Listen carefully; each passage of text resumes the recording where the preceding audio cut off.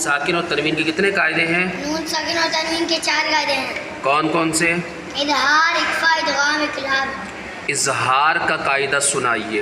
نون ساکن تنوین کے بعد حرف حلقی میں سے کوئی بھی حرف آ جائے تو اظہار ہوگا۔ حروف حلقی کتنے ہیں؟ حرف حلقی 6 ہیں۔ کون کون سے؟ حمزہ، ہا، غین، حا، غین، خا۔ اخفا کا قاعدہ سنائیں۔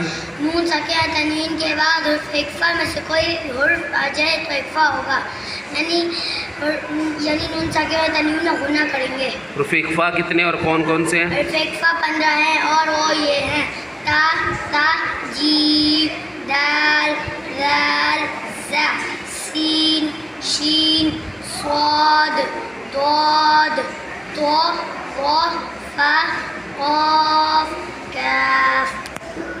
یہاں پر کون سا قاعدہ لگ رہا ہے تنوین اور حا میں؟ اظہار، کیوں لگ رہا ہے اظہار؟ کیونکہ تنوین کے بعد حرف حلقی میں سے حا آ رہا ہے۔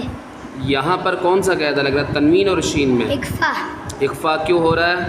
تنوین کے بعد حرف اخفا میں سے شین آ رہا ہے۔ اچھا، یہاں پر کون سا قاعدہ لگ رہا ہے تنوین اور حا میں؟ اظہار، اور یہاں پر کون سا قاعدہ لگ رہا ہے؟ اخفا، اخفا کیوں ہو رہا ہے؟ تنوین کے بعد حرف اخفا میں سے زال آ رہا ہے۔ ماشاء اللہ، یہ زال نہیں ہے، زا آ رہا ہے۔